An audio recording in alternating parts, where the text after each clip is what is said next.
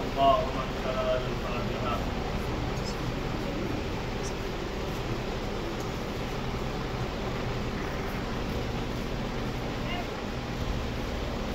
لا حول ولا قوة إلا بالله العلي العظيم. حسبنا الله ونعم الوكيل، نعم المولى ونعم النصير. أعوذ بالله من الشيطان الرجيم. بسم الله الرحمن الرحيم. الحمد لله رب العالمين، والصلاة والسلام والتحية والإكرام على النبي الأمي المكي المدني القرشي الهاشمي ومولانا أبي القاسم محمد. اللهم صل على محمد وآل محمد وعلى آله الطيبين الطاهرين المعصومين المظلومين المنتخبين المنتجبين الذين عتب الله عنهم الرزق وطهرهم تطهيرا. اللهم صل على محمد وآل محمد وداعيا إلى الله بإذنه وسراجا منيرا. أما بعد، فقد قال الله تبارك وتعالى في كتابه الكريم: وهو أصدق الصادقين وقوله الحق. بسم الله الرحمن الرحيم. قل لا أسألكم عليه أجرا إلا المودة في القربى.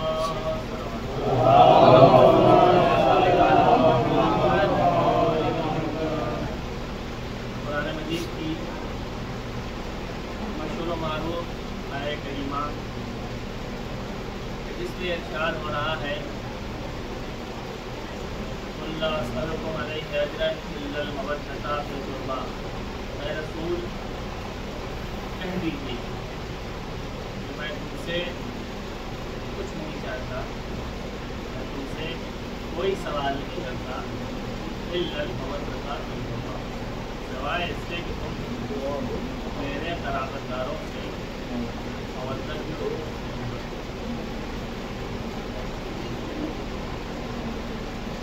یہ آیہ کریمہ جس کے مختلف پہلو ہیں، اور اس میں خداوند عالم اپنے حبیب کو حکم دے رہا ہے کہ قل صلوات پر محمد والے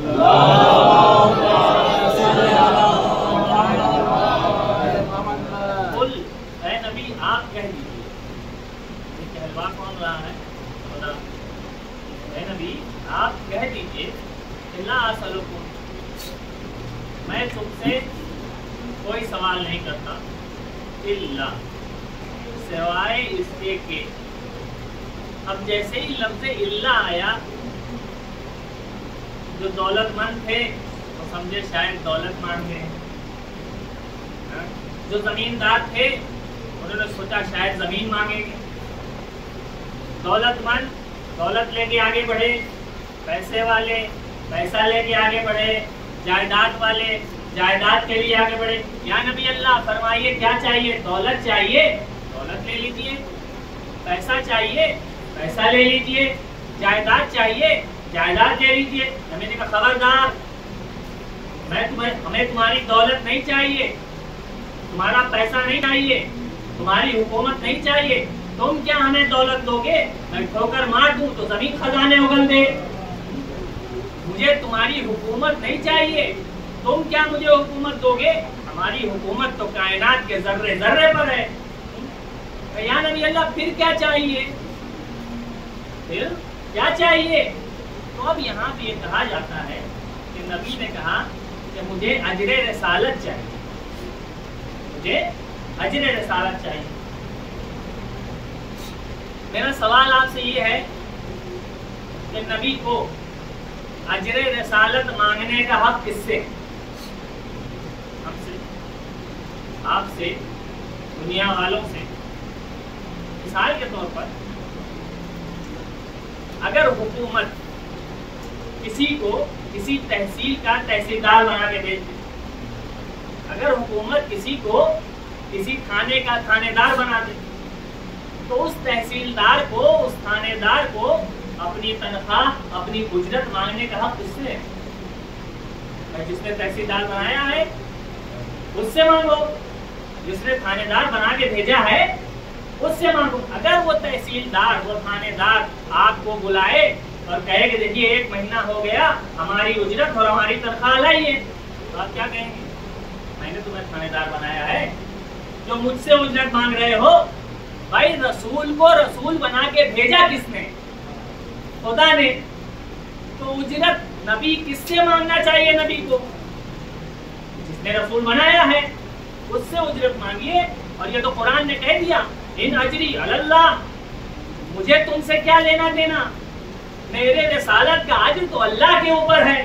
تو جب رسالت کی تبلیغ کا اجر اللہ کے اوپر ہے تو یہ ہم سے کس چیز کی اجرت مانگی جا رہی ہے؟ ایک صلوات پڑھے محمد صلی اللہ محمد وآل محمد. دیکھیے مجھے آپ سے زیادہ اس بات کا احساس ہے. ہمارے ایک استاد تھے، وہ اکثر یہ کہا کرتے تھے کہ جب کہیں تقریر کا موقع ہو جائے تو یہ خیال رکھنا کہ بولنے والے سے زیادہ سننے والا بنتا ہے. اچھا اگر ایک ہی آدمی کو بار بار سنتا ہو، ایک صلوات پڑھے محمد صلی اللہ محمد وآل محمد. اپنی صلوات سے مجھے یہ احساس نہ دلائیے، انشاءاللہ میں بہت جلد آپ کی زحمت کو تمام کروں گا. صلوات پڑھے صلی اللہ محمد وآل محمد. آپ جب اجر رسالت خدا کے ذمہ ہے، قرآن کہہ رہا ہے ان اجری علی اللہ، جو تم سے کیا لینا دینا، مجھے کیا مطلب تم سے، میرے رسالت کا اجر تو اللہ پر ہے. تو پھر ہم سے کیسی اجرت مانگی جا رہی ہے؟ کس چیز کی اجرت؟ آپ بتائیں نبی کو خدا نے جب رسول کو اپنا نمائندہ بنا کے بھیجا اس کائنات پر، تو کس لیے بھیجا؟ لوگوں کی ہدایت کے لیے بھیجا نا. اب رسول کا فریضہ کیا ہے؟ کہ وہ لوگوں کو نماز سکھائیں، روزے کی تعلیم دیں، حج کیسے کرنا ہے یہ بتائیں، تمام احکام اسلامی کی تعلیم دینا یہ نبی کے فرائض میں ہے. اور یاد رکھیے گا فریضے پر کبھی اجرت نہیں مانگی جاتی، فریضے پر کبھی اجرت نہیں مانگی جاتی. تو جب فریضے پہ اجرت نہیں ہے تو نبی نماز، روزہ، حج، خمس و زکوٰۃ کی تعلیم کی اجرت نہیں مانگ رہے ہیں. تو پھر کس چیز کی اجرت؟ بھائی مجھے کہا گیا کہ آپ مجلس پڑھیے، یہاں آ کے بلایا گیا، میں آ گیا. اب جب آیا تو ایک صاحب آئے اور آ کے کہنے لگے کہ مولانا اب جب آپ آئے گئے وہ مجلس پڑھ رہی ہیں، آپ 5 دن آپ رہیں گے، تو ذرا میرے بچے کی قرآن صحیح کروا دیجیے.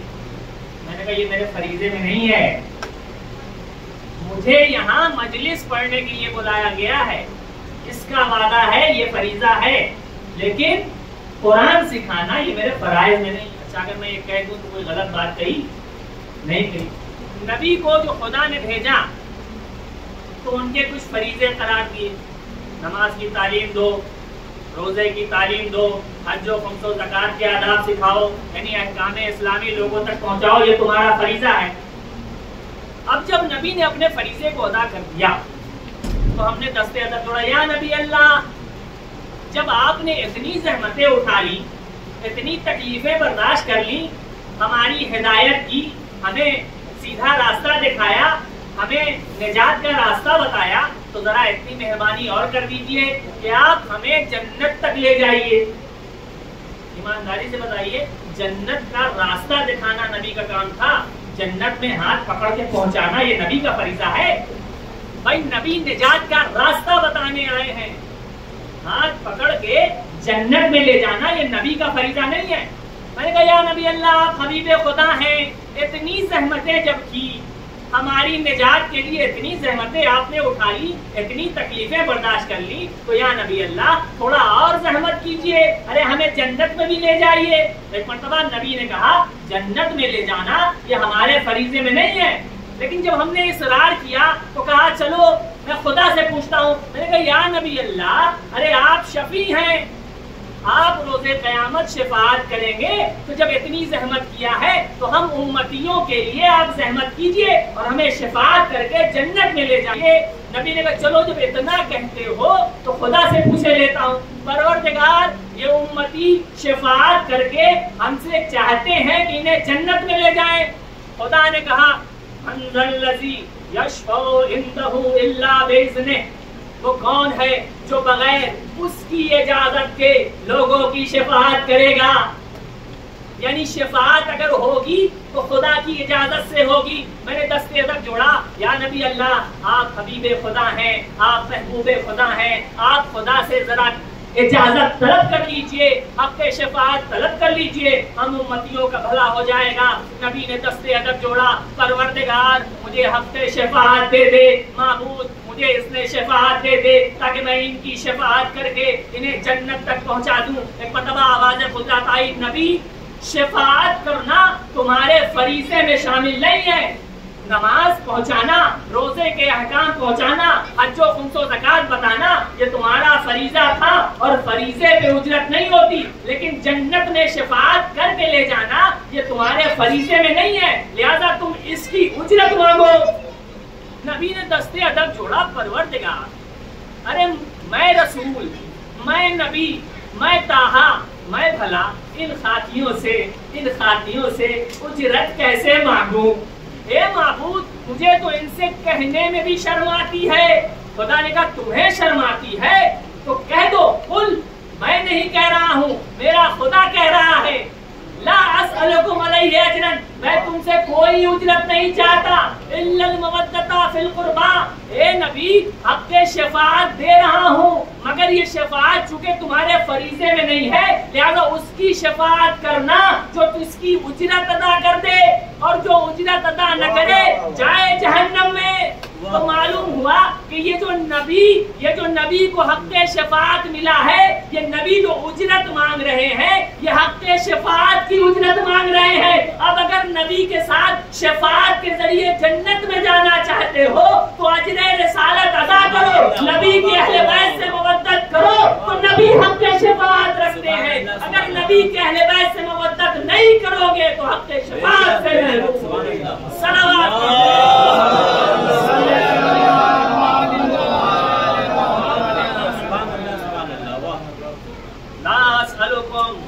علیہ اجرن، میں تم سے کوئی اجرت نہیں چاہتا۔ اجرت کس چیز کی ہے؟ شفاعت کی اجرت ہے۔ اب شفاعت کے کیا معنی ہے؟ ہمارے یہاں جو شفاعت کا مطلب سمجھا جاتا ہے سفارش، یعنی قیامت میں نبی سفارش کر دیں گے انہیں جنت میں۔ دیکھیے سفارش ایک الگ چیز ہے اور شفاعت الگ چیز ہے۔ مثال کے طور پر ایک لڑکا جس نے نہ پڑھا نہ لکھا نہ محنت کیا نہ مشقت کیا، باپ دادا ذرا پیسے والے تھے، ان کا ذرا سورس تھا، تو انہوں نے پیسے کے زور پر سورس پیروی لگا کر اسے افسر بنوا دیا۔ اور ایک بیچارہ جس نے پڑھا لکھا، دن رات محنت کیا، مشقتیں اٹھائیں، لیکن وہ کچھ نہ بن سکا کیونکہ سورس نہیں تھی، سفارش نہیں تھی۔ جن حکومتوں میں سفارش سے کام ہوتا ہے وہ نااہل حکومتیں ہوتی ہیں۔ سفارش سے جہاں کام ہوتا ہے وہ حکومت نااہل ہوتی ہے۔ اگر خدا بھی قیامت کے دن اس طرح کی سفارش کرنے لگے تو پھر دنیا کی حکومت میں اور اس کی حکومت میں کیا فرق؟ سبحان اللہ سبحان اللہ، بے شک معلوم ہے شفاعت کا مطلب سفارش نہیں ہے۔ پھر کیا مطلب شفاعت؟ صلوات پڑھیں محمد اللہم صلی علی محمد و آل محمد۔ دیکھیے روز قیامت میزان اعمال قائم ہوگا، اعمال کا ترازو لگے گا، اور ترازو کیسا ہوگا یہ ایک الگ بحث ہے، ہمارے سمجھنے کے لیے کہ میزان قائم ہوگا، ترازو لگے گا۔ دنیا میں کوئی بھی انسان، معصومین کو چھوڑ کے عام انسانوں کی بات، دنیا میں کوئی بھی انسان ایسا نہیں ہے جس نے زندگی بھر صرف نیکیاں ہی نیکیاں کی ہوں، اور نہ کوئی ایسا ہے کہ جس نے زندگی بھر صرف برائی کی ہو، کوئی ایک نیکی نہ کی ہو۔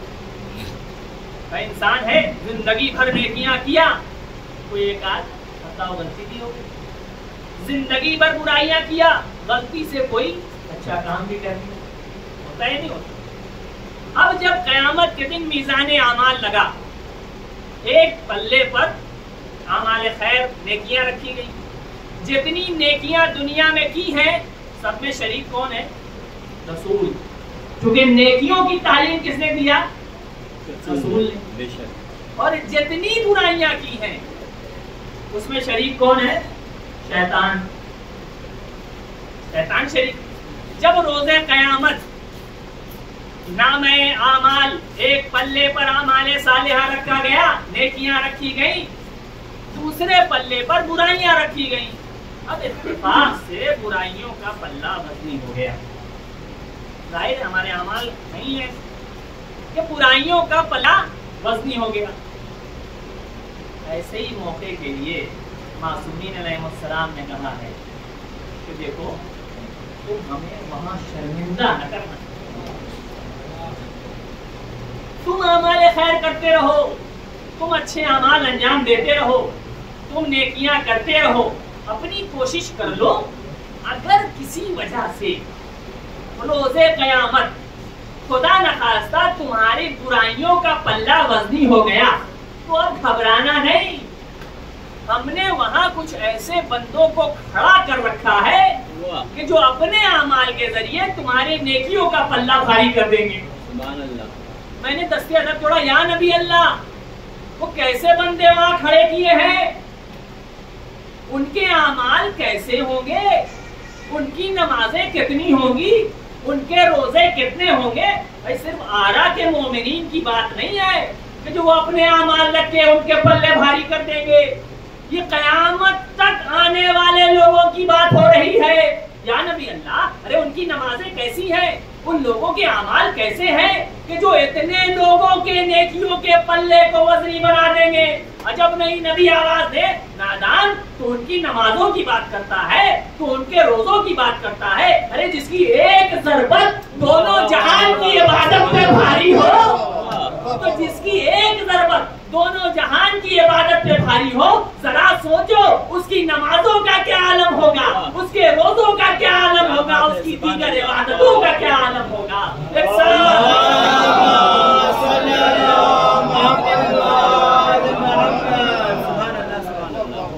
शफाअत का मतलब ये है कि तुम अपनी तरफ से कोशिश करो कि तुम्हारे नेकियों का पल्ला भारी रहे, लेकिन अगर किसी वजह से तुम्हारी कोशिशों के बावजूद तुम्हारी नेकियों का पल्ला हल्का रह गया तो फिर ये तुम्हारी शफाअत के लिए वहां खड़े।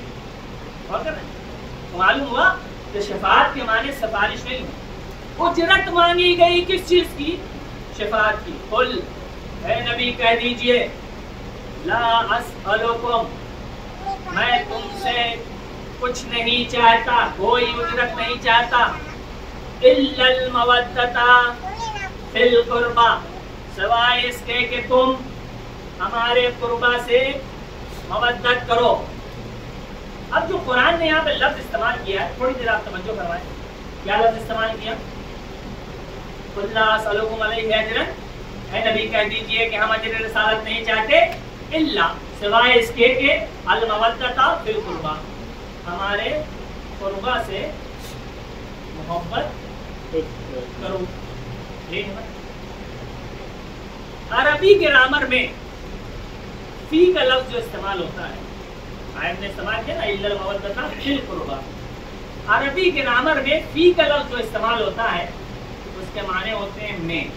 अरबी में अगर फी का तर्जुमा किया जाए तो माने होंगे में के, लेकिन अगर से का तर्जुमा करना है तो उसके लिए लफ्ज फी इस्तेमाल नहीं होता, उसके लिए लफ्ज मिन इस्तेमाल होता है। मिन माने से, फी माने में। मिसाल के तौर पर मैं यहाँ से ईरान पहुँचा, वहाँ किसी ने मुझसे पूछा कि आप कहाँ से आ रहे हैं, तो मैं कहूँगा मिनल हिंद, हिंदुस्तान से आ रहा हूँ। वहाँ पे फिल हिंद नहीं कह सकता, हिंदुस्तान में आ रहा हूँ। तो क्या मालूम हुआ कि फी के माने में के हैं और मिन के माने से के हैं। आयत में क्या लफ्ज इस्तेमाल हुआ? इल्लल मवद्दता फिल कुर्बा, میں تم سے کوئی اجر نہیں چاہتا سوائے اس کے کہ میرے قرابت داروں سے. تو سے فی کے معنی تو میں کے ہوتے ہیں. تو یہاں سے کا ترجمہ کہاں سے آ گیا؟ صلوات پڑھیں محمد والے.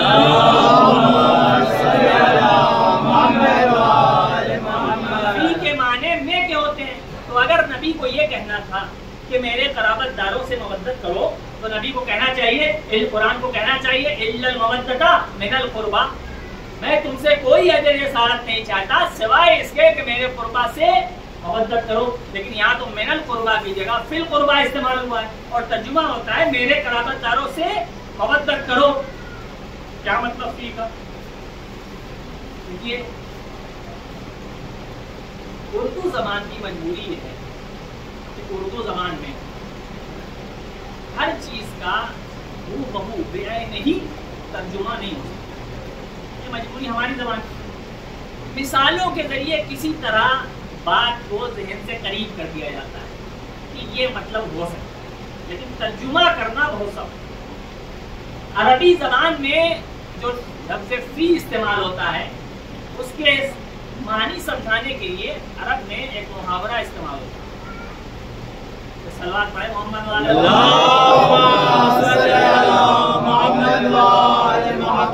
میں ایک محاورہ استعمال ہوتا ہے لفظ فی کے معنی کو سمجھانے کے لیے. آپ اس کو سنیں انشاءاللہ مطلب واضح ہو جائے. عرب لفظ فی کے معنی کو سمجھانے کے لیے محاورہ استعمال کرتے ہیں السمک فی الماء، مچھلی پانی میں. کیا مطلب اس کا؟ مچھلی کو پانی سے نکال لیا جائے تو کیا وہ مچھلی نہیں رہتی؟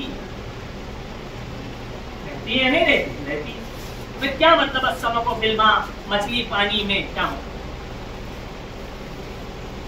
مچھلی؟ آپ یہ بتائیں مچھلی پیدا کہاں ہوتی ہے؟ پانی میں. پلتی بڑھتی کہاں ہے؟ پانی میں. اس کی غذا کہاں ہے؟ پانی میں. اس کا رشتہ ناتا 100% تعلق کہاں ہے؟ پانی میں. اس کا خاندان کنبا سب کہاں ہے؟ پانی میں. آپ نے مچھلی کو پانی سے جدا کر دیا. اب کیا ہوگا؟ کچھ دیر تڑپے گی اور تڑپ تڑپ کے پانی کی یاد میں جان دے دے گی. سمجھو چاہیے لفظ فی کے معنی جو استعمال ہوا آیت میں فی القربہ من القربہ کیوں استعمال نہیں؟ جب مچھلی کو آپ پانی سے نکالیں گے الگ کریں گے تو کچھ دیر تو تڑپے گی، پھر تڑپ تڑپ کر اپنی جان دے دے گی. آپ اسے خرید کے لے آئے، ٹکڑے ٹکڑے کر دیا، اسے آگ پہ بھون ڈالا، کھا لیا. کھا کے مجلس میں آ گئے. مجلس میں آ کے جیسے ہی فرش میں بیٹھے صاحب خانہ سے کہا پانی. پانی پیش کر دیا. ایک گلاس پانی پیا، 10-15 منٹ گزرا، کہا پانی. پھر پیاس، پھر پانی پیا. تھوڑی دیر گزری، پھر پیاس. خیریت تو ہے؟ مچھلی کھائی ہے. اور مچھلی کھائی ہے کیا مطلب؟ کام لفظ فی عربی زبان میں اس رشتے کو سمجھانے کے لیے آتا ہے جو کبھی ٹوٹتا نہیں ہے. مچھلی کو بظاہر تم نے پانی سے جدا کر دیا، اسے ٹکڑے ٹکڑے کر دیا، اسے آگ پر بھون لیا، اسے کھا گئے، مگر جب تک اس کا ایک ریشہ بھی شکم میں باقی ہے وہ پانی سے رشتے کو ٹوٹنے نہیں دے گا، پانی پانی کرتا رہے گا. اب سمجھے نبی نے کیوں کہا؟ نبی نے کہا الا المودۃ فی القربى، تم ہمارے قربا سے محبت کرو لیکن من والی نہیں، فی والی. بظاہر دنیا تمہیں ٹکڑے ٹکڑے کر دے، تمہارے سر و تن میں جدائی کر دے، لیکن تمہارا رشتہ قربا سے ٹوٹنے نہ پائے، یہی وجہ ہے کہ جن کے دلوں میں قربا سے حقیقی محبت تھی، بظاہر دنیا نے ان کے سر و تن میں جدائی کر دیا، لیکن وقت آخر جب حسین ابن علی نے آواز دی میرے شیروں کہاں ہو، تو لاشوں نے تڑپ کے آواز دی فرزند رسول موت نے مجبور کیا، ورنہ ہم ابھی بھی آپ کی نصرت کو تیار ہیں۔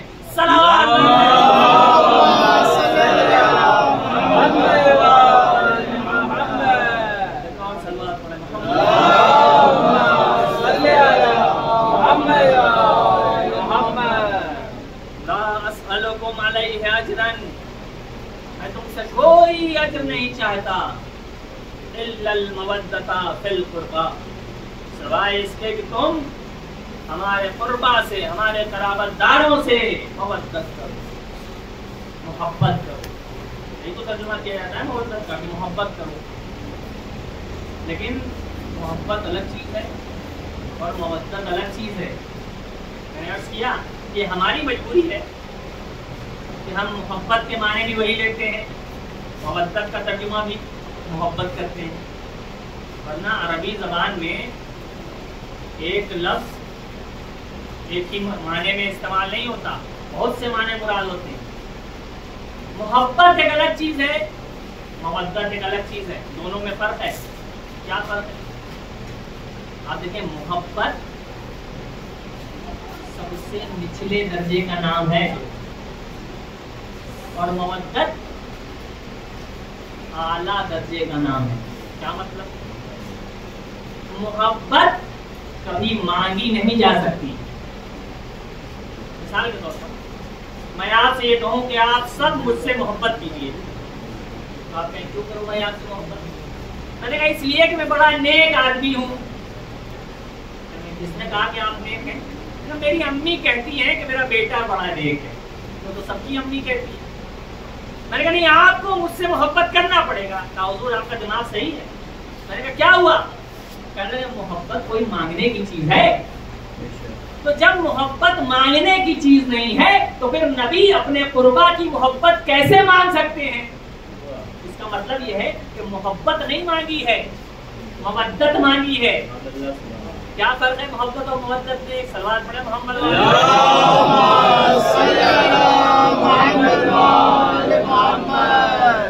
ایک مثال عرض کر دوں تاکہ بات واضح ہو سکے۔ دنیا میں مختلف قسم کی محبتیں ہیں، بھائی کی بھائی سے محبت، بھائی کی بہن سے محبت، بہن کی بہن سے محبت، باپ کی بیٹے سے محبت، بیٹے کی باپ سے، ہے نہیں؟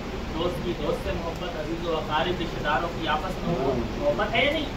لیکن ان تمام محبتوں کے بیچ میں محبت کی اعلیٰ ترین مثال ماں کی محبت اولاد سے۔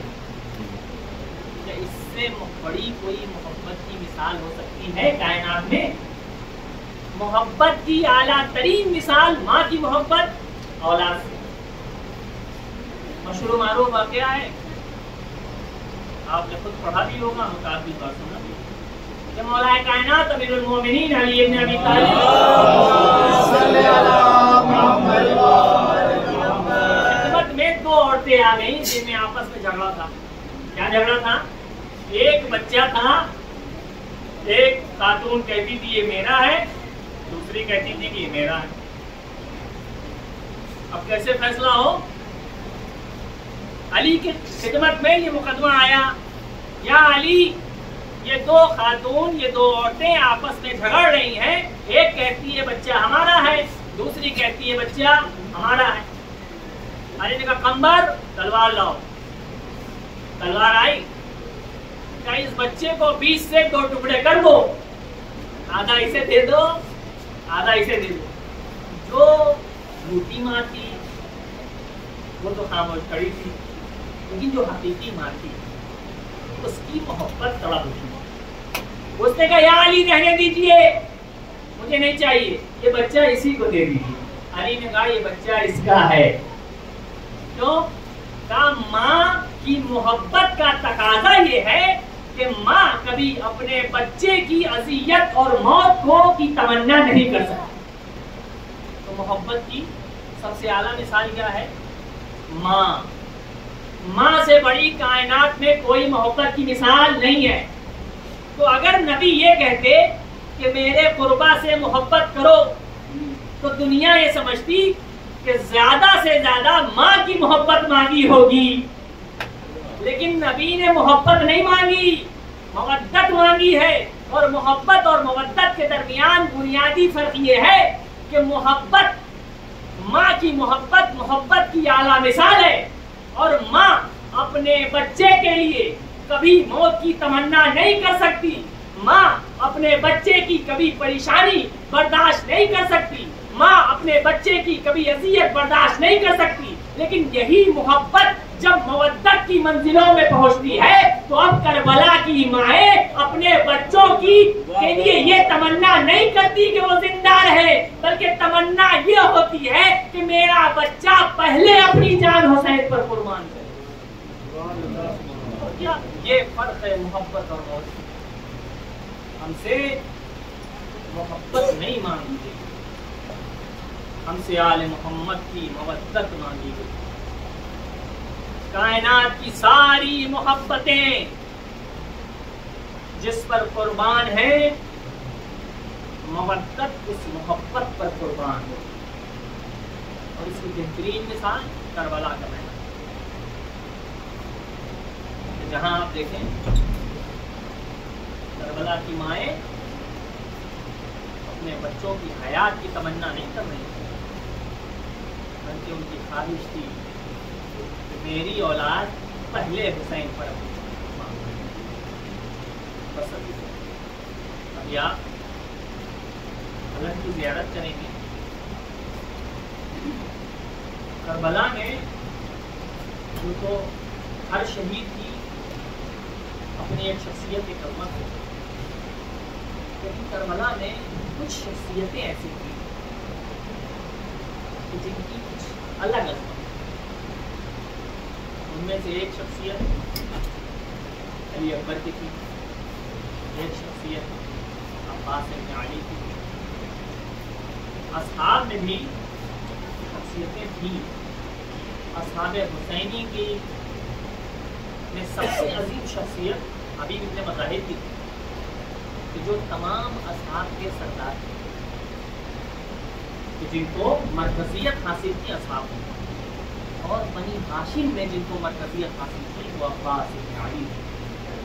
یہی وجہ ہے کہ پوری تاریخ کربلا میں دو مقام پر راوی نے لکھا کہ صرف دو موقع ایسے تھے فبان الانکسار علی وجہ الحسین، جہاں حسین کے چہرے پر آثار شکستگی تھے.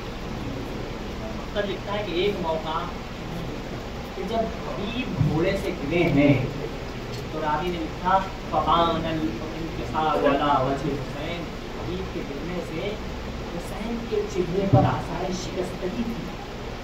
لیکن دوسرا موقع وہ تھا کہ جب عباس نے آواز دیا تھا غلام کا آخری سلام قبول ہو اور عباس اس دنیا سے رخصت ہوئے تو اب راوی لکھتا فبان الانکسار علی وجہ حسین. مگر عزاداروں دونوں میں بڑا فرق تھا. جب حبیب گھوڑے سے گرے تو حسین کے چہرے پر آثار شکستگی تھے، لیکن حسین نے اپنی زبان سے اظہار نہیں کیا. مگر جب عباس اس دنیا سے رخصت ہوئے تو فبان الانکسار علی وجہ حسین، حسین کے چہرے پر آثار شکستگی بھی تھے اور حسین نے زبان سے اظہار کر دیا الان انکسر ظہری.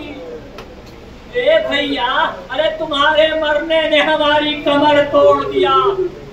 آزادارو عجیب شخصیت تھی عباس ابن علی کی. جب تک عباس زندہ رہے حسین کو بڑی بھارس تھی، اہل حرم کو بڑی بھارس تھی. مگر وہ موقع بھی آیا کہ جب سب شہید ہو گئے عباس حسین کی خدمت میں ہاتھوں کو جوڑ کے آ گئے، مولا مجھے مرنے کی اجازت دے دیجئے، جنگ کی اجازت دے دیجئے. حسین نے روکنا چاہا. اے بھائی، ارے تم تو میرے لشکر کے علمدار ہو.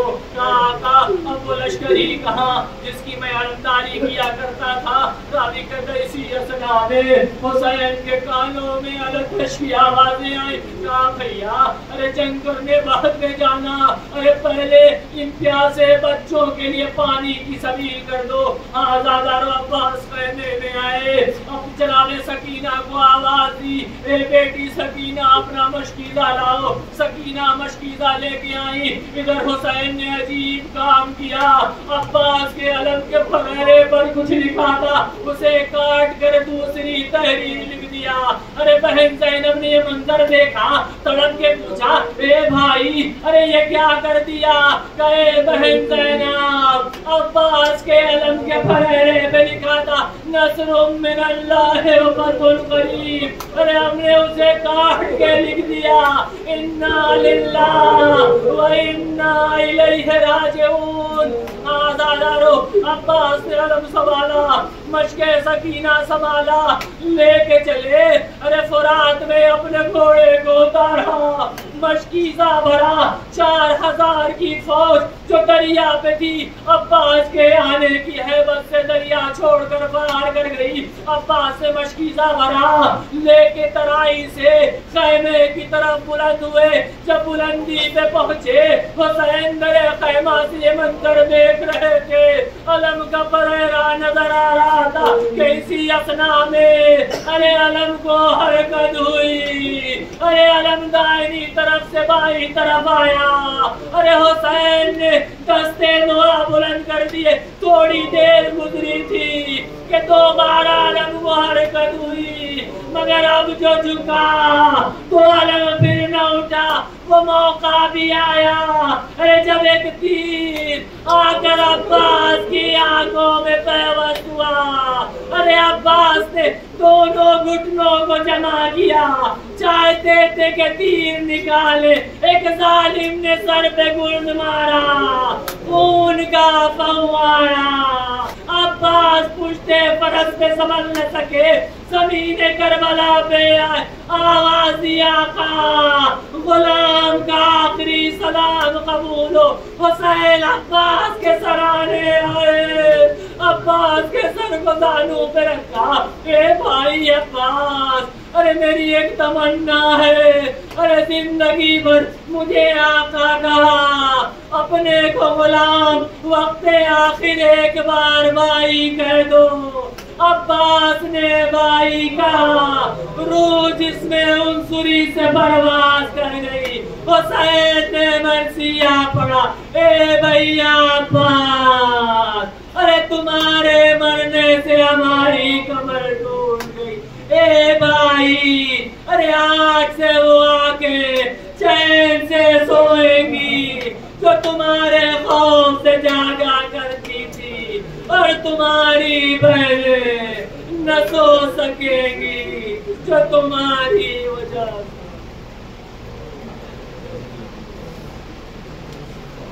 इन्ना लिल्लाह व इन्ना इलैहि राजिऊन। अला लानतुल्लाहि अला कौमिज़ ज़ालिमीन। सयअलमुल लज़ीना ज़लमू अय्युल मुनक़लबिन यन्क़लिबून।